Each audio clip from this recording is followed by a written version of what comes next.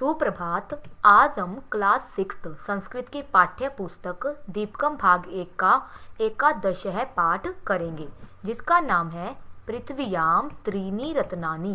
पृथ्वी पर 3 रत्न हैं, उसका अनुवाद करेंगे। छात्राः छात्र पश्यन्तु देखो, छात्र देखो। अघ आज मम मेरे, हस्ते हाथ में, सफोरक पत्राणि बोधक पत्र संति है। छात्र देखो, आज मेरे हाथ में बोधक पत्र है। श्रीमन श्रीमान सफोरक पत्रे, बोधक पत्र में किम क्या अस्ति है, बोधक पत्र में क्या है।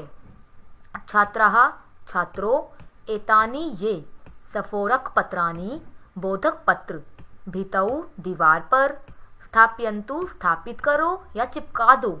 छात्रों ये सफोरक पत्र को दीवार पर चिपका दो।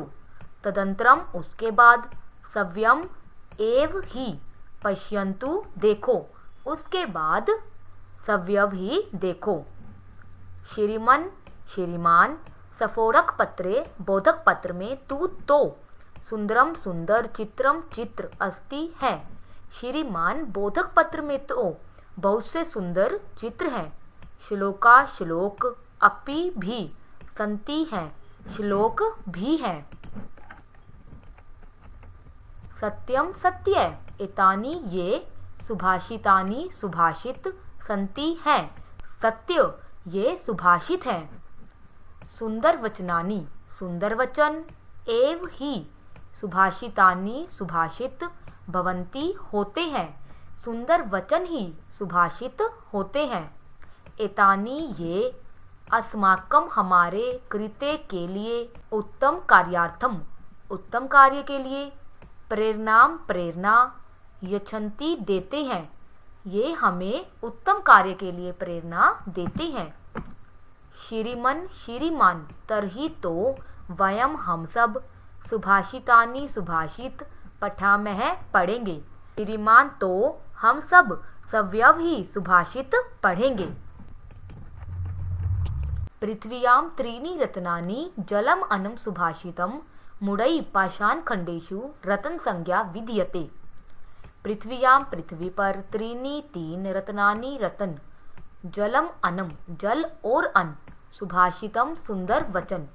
पृथ्वी पर 3 रत्न हैं, जल अन और सुभाषितम।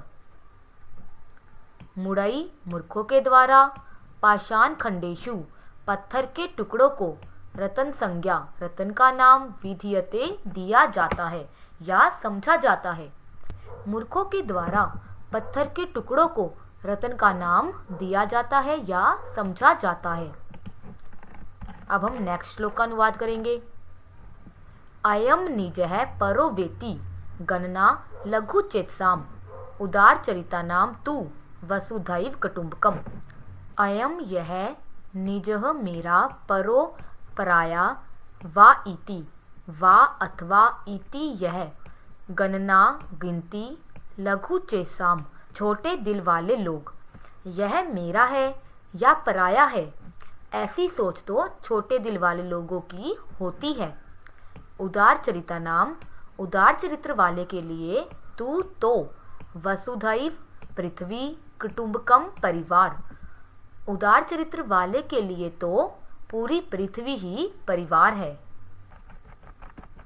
उद्मेन ही सिद्ध्यन्ति कार्याणि न मनोरथै, न ही सुप्तस्य सिंहस्य प्रविशन्ति मुखे मृगाः। अब हम इसका अनुवाद करते हैं। उद्मेन परिश्रम से, ही सिद्ध्यन्ति सिद्ध होते हैं, कार्याणि कार्य, न नहीं मनोरथै मन में इच्छा करने से। परिश्रम से ही कार्य सिद्ध होते हैं, न कि मन में इच्छा करने से। न नहीं ही सुप्तस्य सोए हुए, सिंहस्य शेर के, प्रविशन्ति प्रवेश करता है, मुखे मुंह में, मृगाः हिरन, सोए हुए शेर के मुख में हिरन अपने आप प्रवेश नहीं करता। अर्थात मृग का शिकार करने के लिए शेर को भी सव्यम परिश्रम करना पड़ता है, कि बिना परिश्रम के कोई कार्य नहीं कर सकते। अभिवादनशीलस्य नित्यम वृद्धोपसेविनः चत्वारि तस्य वर्ध्यन्ते आयु विद्या यशो बलम।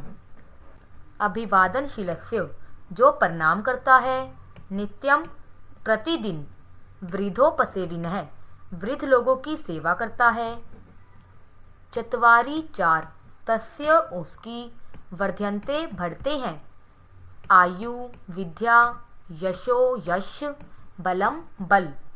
जो प्रतिदिन बड़ों को प्रणाम करता है, बड़ों की सेवा करता है, उसकी आयु विद्या यश और शक्ति ये चारों चीजें बढ़ जाती है। उघमः साहसम धैर्यम बुद्धिः शक्तिः पराक्रमः षडेते यत्र वर्धन्ते तत्र देवः सहायकृत्। उघमः परिश्रम, साहसम साहस, धैर्यम धैर्य, बुद्धिः बुद्धि, शक्तिः शक्ति, पराक्रमः पराक्रम, षडेते ये छह, यत्र यहाँ, वर्धन्ते वर्तमान, तत्र देव वहाँ परमात्मा, सहायकृतम सहायता करते हैं। जहाँ परिश्रम, साहस, धैर्य, बुद्धि, शक्ति और पराक्रम ये छह चीजें विद्यमान है, वहाँ परमात्मा सहायता करता है। विद्या ददाति विनयम विनयात याति पात्रताम। पात्रत्वम धनम आपनोति धनम धर्मम ततः सुखम।